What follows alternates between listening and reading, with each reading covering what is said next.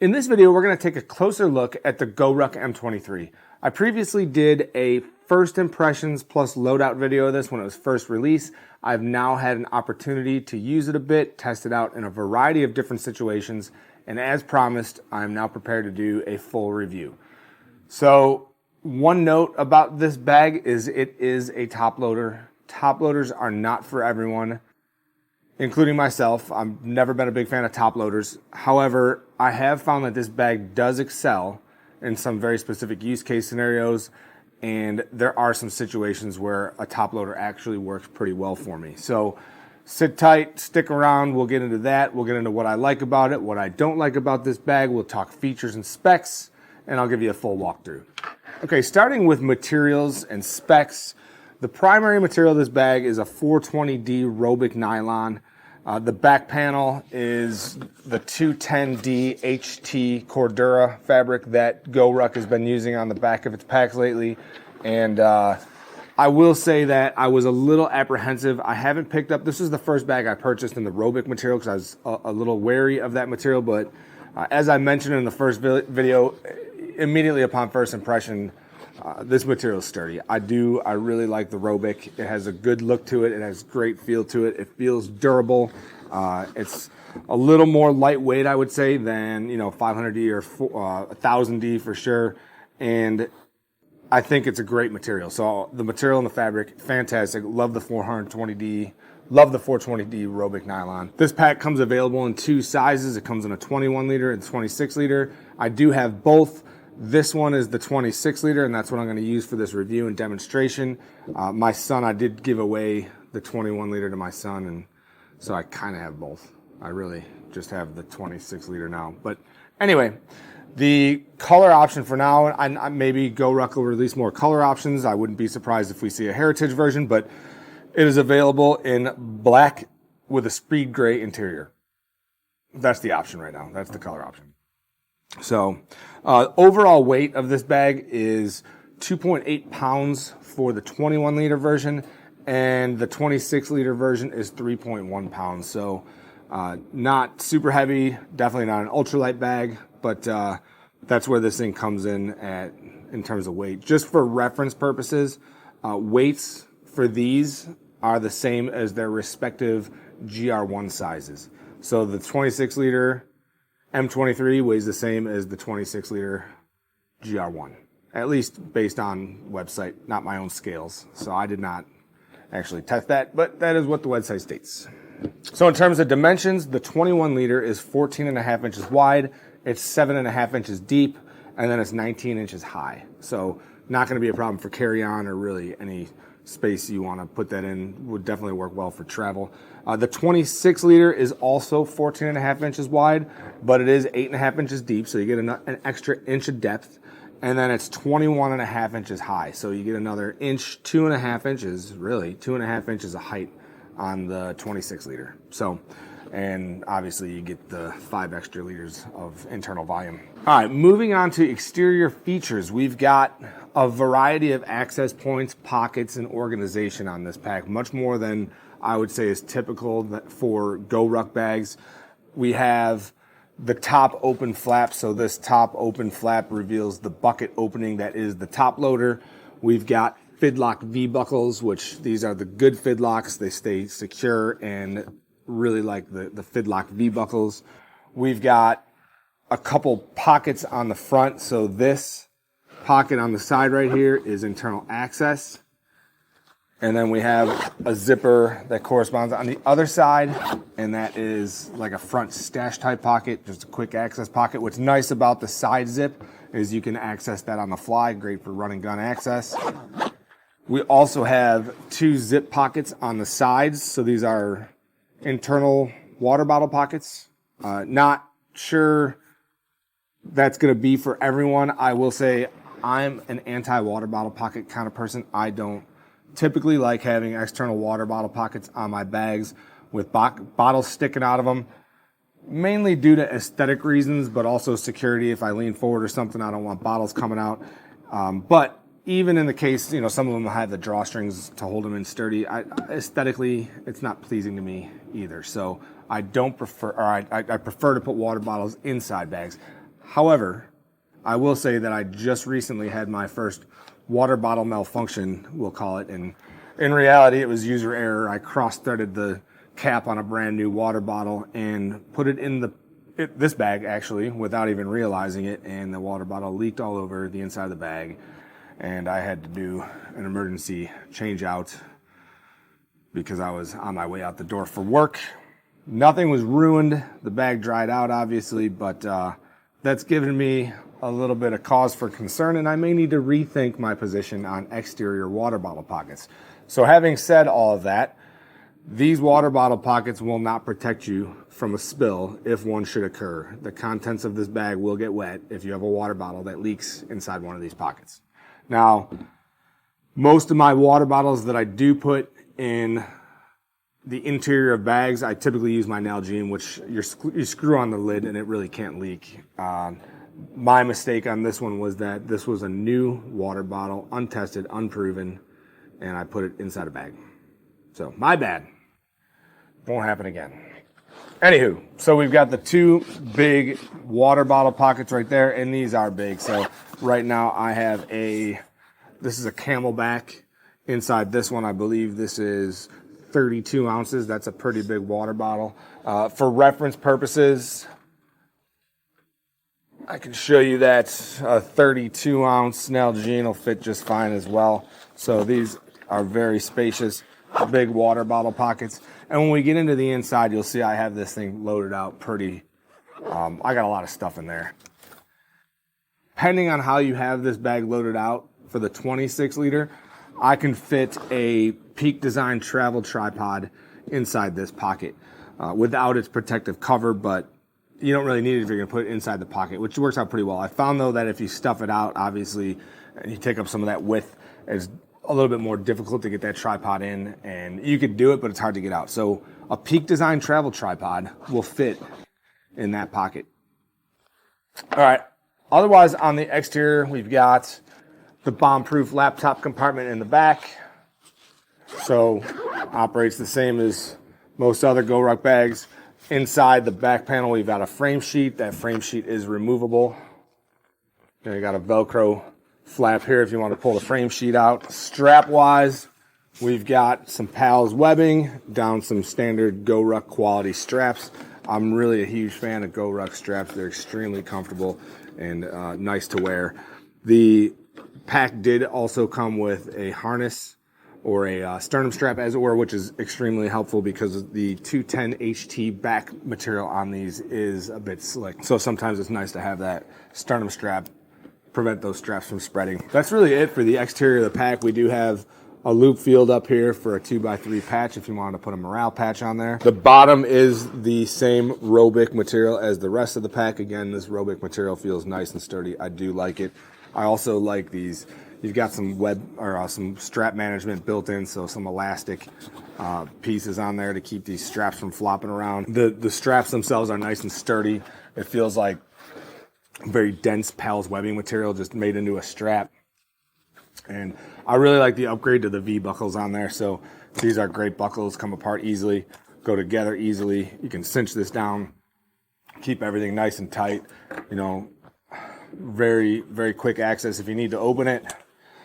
So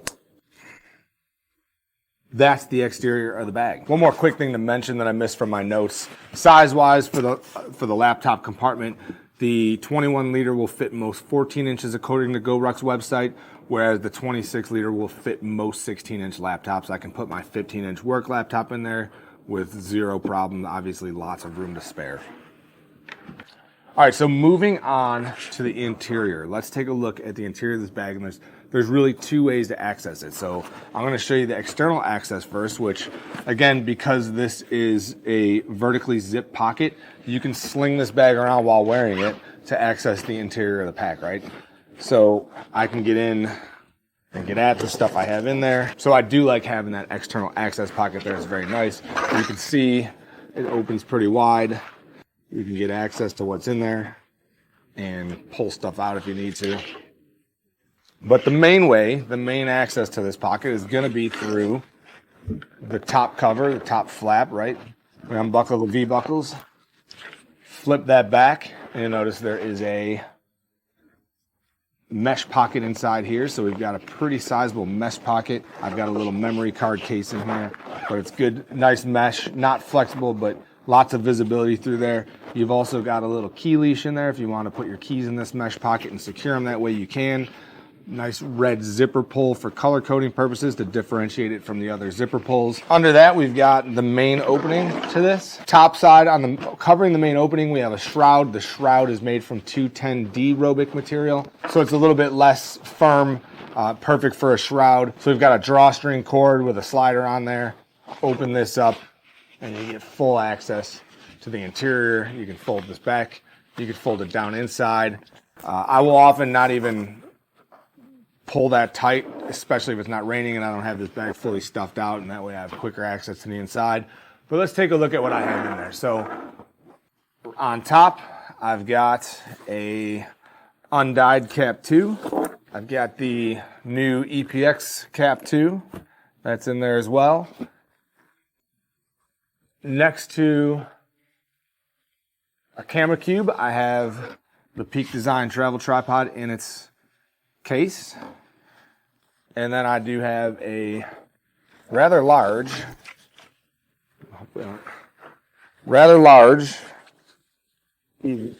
camera cube in there.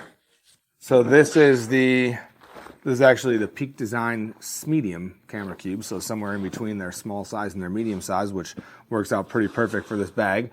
But what's nice about this is it does fit in there. I had it in this way so that I could put the tripod next to it, and then I had the zipper configured so that it sits over there, and if you look right here, my camera sits right there, so I can access the M23 from the side right here, pop that zipper open, or actually I was just leaving it open, and I got enough room to kind of pull that up and pull my camera out without taking the bag off my shoulders, which worked out pretty well. So as a run and gun style camera bag, this worked out pretty well for me.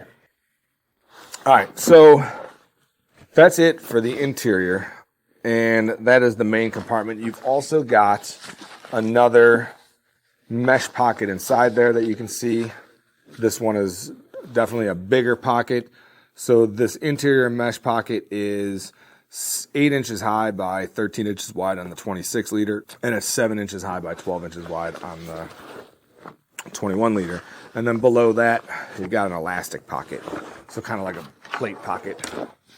If you want to put a weight plate in there, you've got the elastic pocket right there.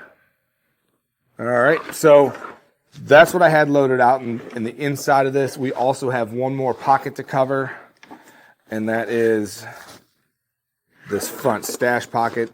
So this pocket, I've got a little mini dop kit in there, my Topo Design pouch, and then I have a Insta360 camera and the selfie stick that comes with it, which is great when I want to swap between maybe vlog style video and shooting video with a camera. I can easily access that on the fly while still on my body. So that's it. That's what I had in here.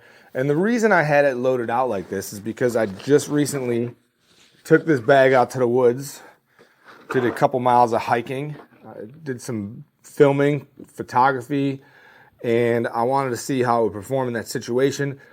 It's cold this time of year, and there's some snow on the ground, so a concern with a clamshell type bag in that condition is I don't want to put the bag down with the shoulder straps in the snow and open it. This has a smaller footprint. You put it down on the bottom, access through the top, and it works out extremely well for that scenario. So the bag stays dry. I did have it put in the snow a few times, and I can report that no moisture came through the bottom of the bag in that situation. Worked out extremely well for that scenario for me. So let's move on to what I like about this pack. First and foremost, I like that it's designed to move. It's designed to be accessed while wearing. So every pocket on this bag is accessible while wearing this pack. You don't have to put it down to get into anything.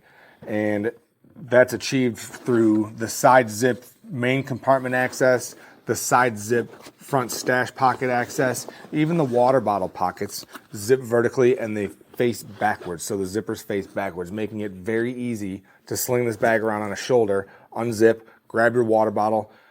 Awesome bag, for people on the move or scenarios where you're not going to be able to necessarily put your bag down, but you still want to access the contents. So I also really like the upgraded closure system for the top, which is the Fidlock V buckles. I think that's a great upgrade over the hooks, the G hooks from the previous version.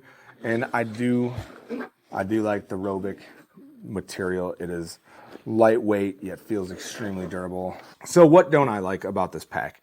There's really not any major flaws in it. The construction's fantastic, materials are great.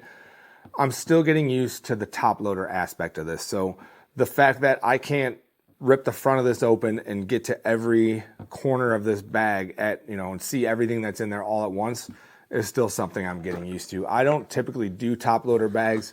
Having said that though, there are definitely some situations that the top loader aspect excels.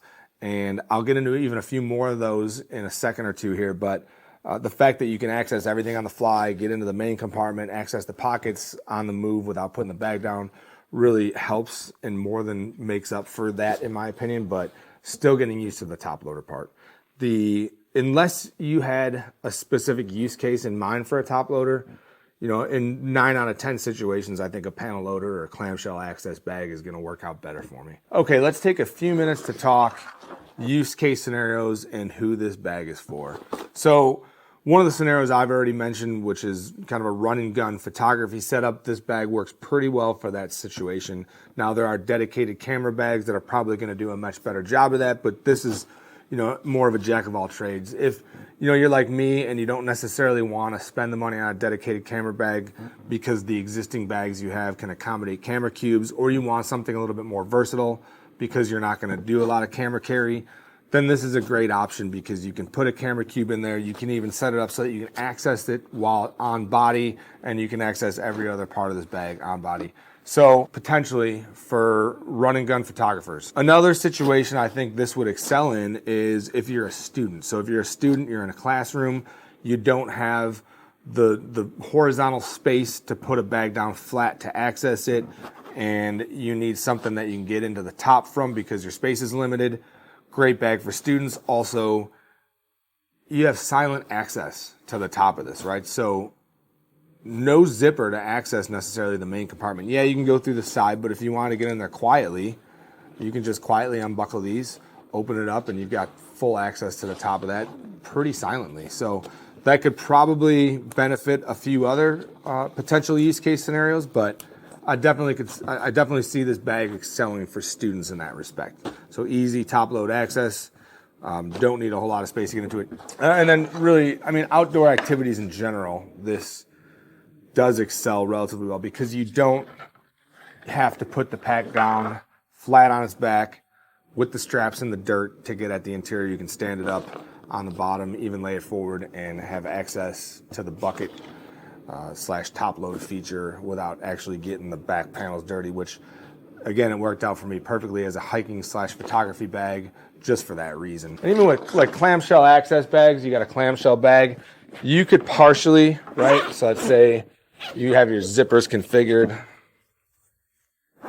like this, right, for easy top access.